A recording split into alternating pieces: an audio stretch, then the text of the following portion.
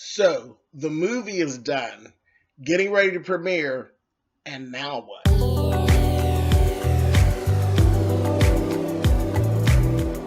And I'm like, come on through, Cookie. I'm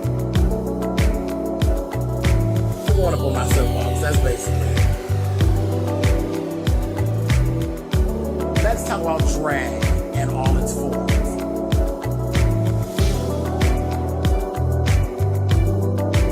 What, Cookie?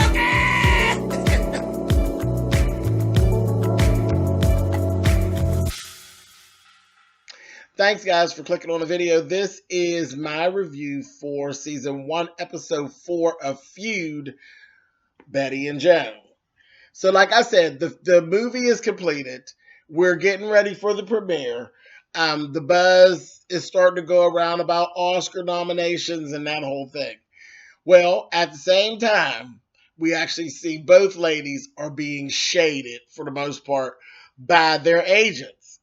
And um, it's kind of ugly because they're looking at the movie Whatever Happened to Baby Jane as it's just a B movie, as horror.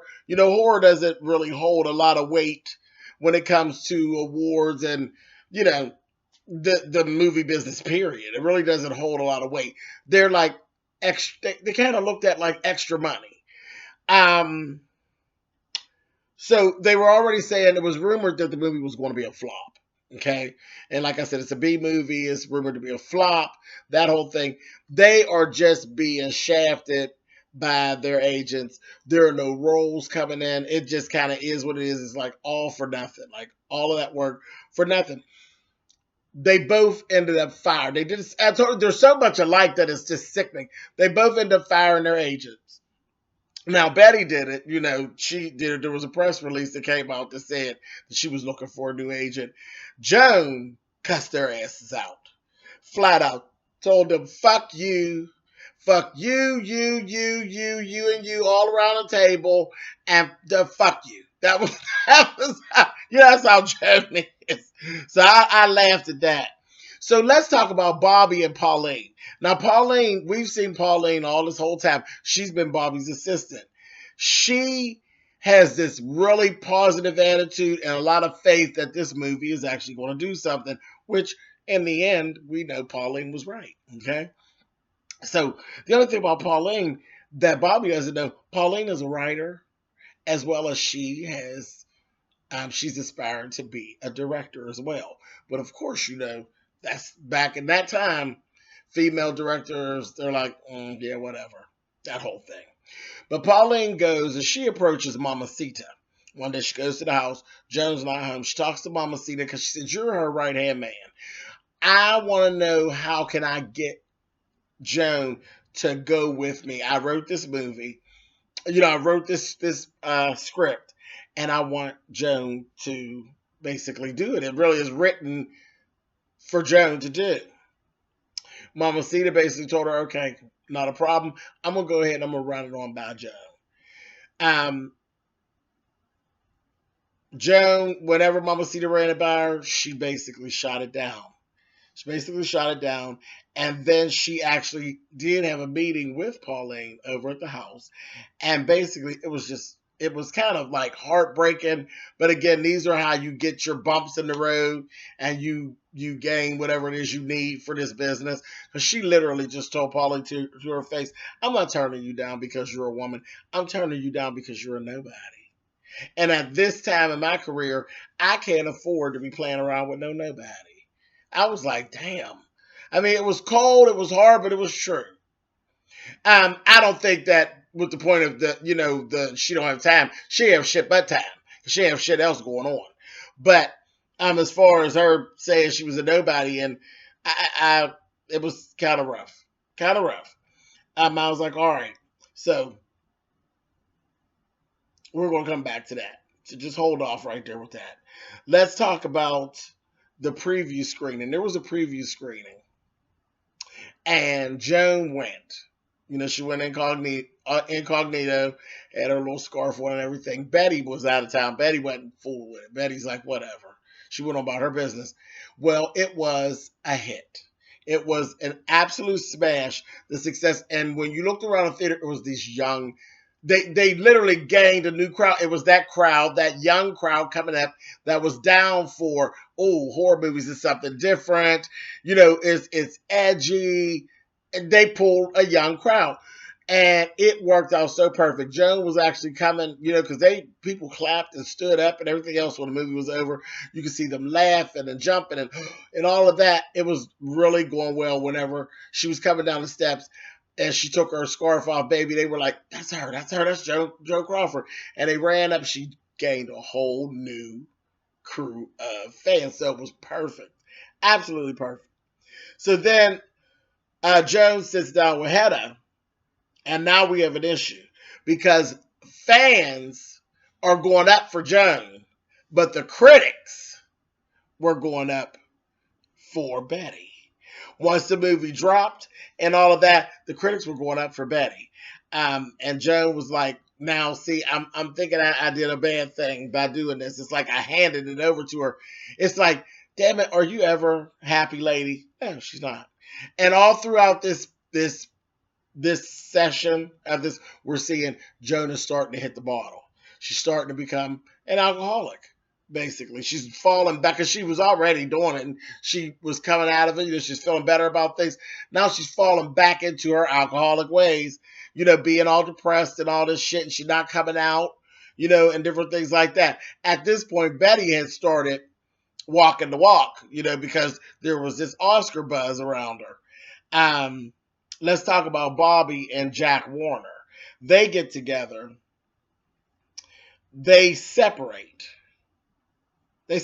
Because Bobby basically told Jack he wanted to do this picture with Sinatra and this, that thing, the other. And Jack was like, that shit's going to flop.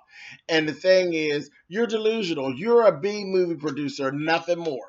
You're never going to get Oscar nods. You're never going to be recognized as anything other than what you are. You're just a fuckboy for the most part. Make your little movies and be happy with that. You're never going to be a big star. Just, do that. And that's pretty much Jack Warner he's an asshole, but he tells the truth.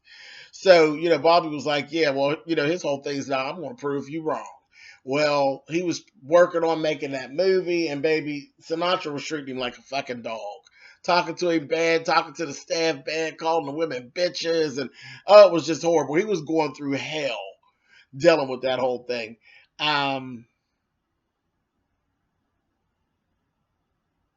It just wasn't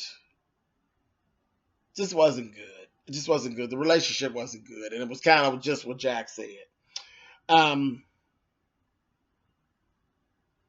Joan actually had a meeting with Jack Warner. He came to her house and he talked to her about her drinking and got up in her ass about the fact that she was not out promoting the movie.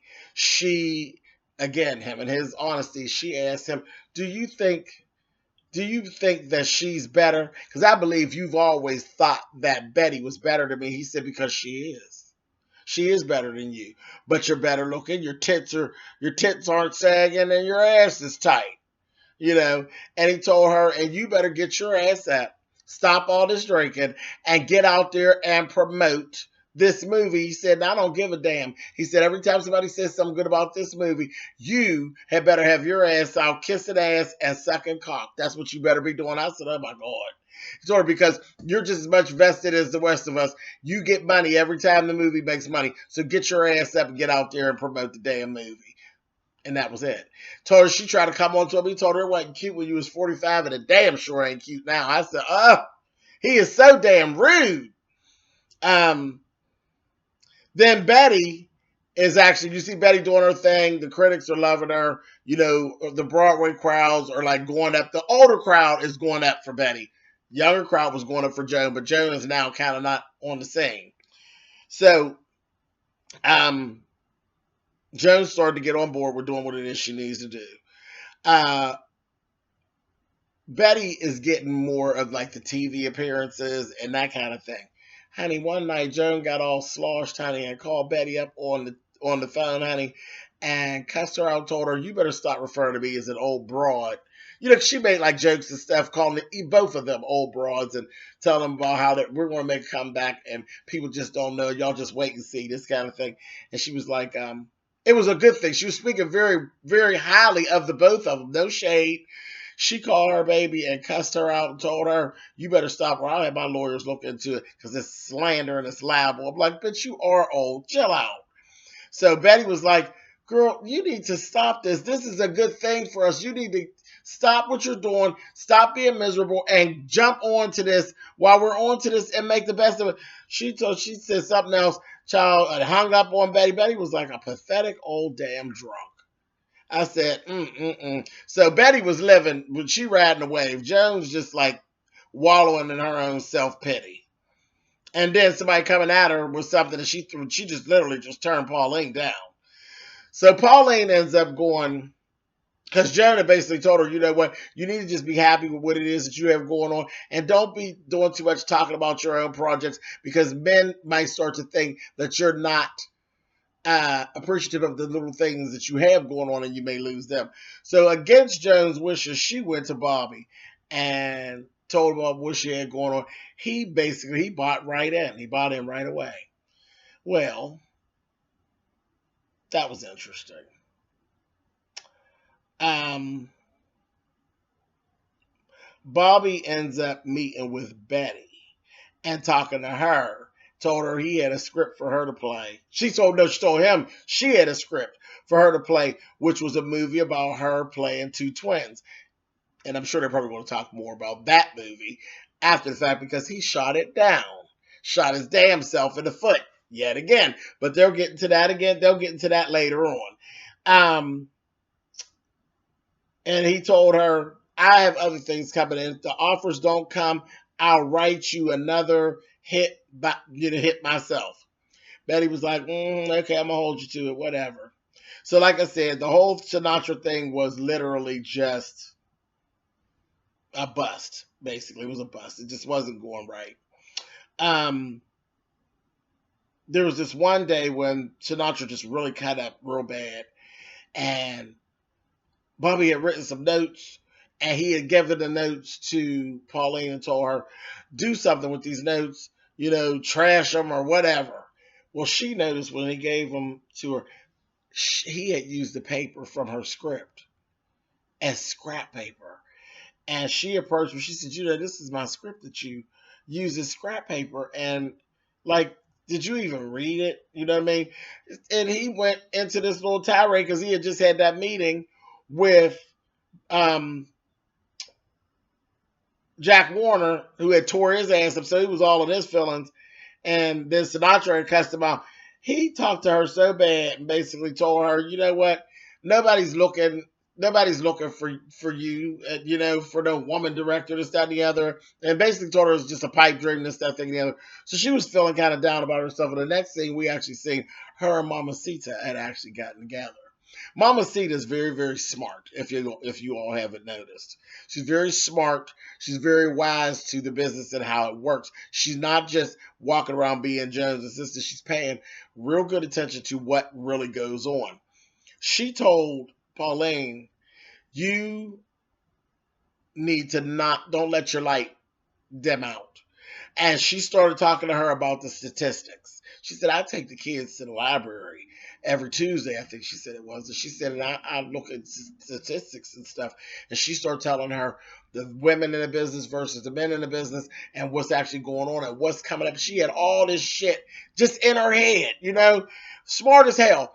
And she basically told her, she said, "Don't let your light dim." And that restored Pauline's faith. You could see her light, come back on. I'm like, oh gosh, okay. So I'm hoping that as we go forward, we're going to see more and more about Pauline because now I'm like so interested to see her story and what actually ends up going on with her.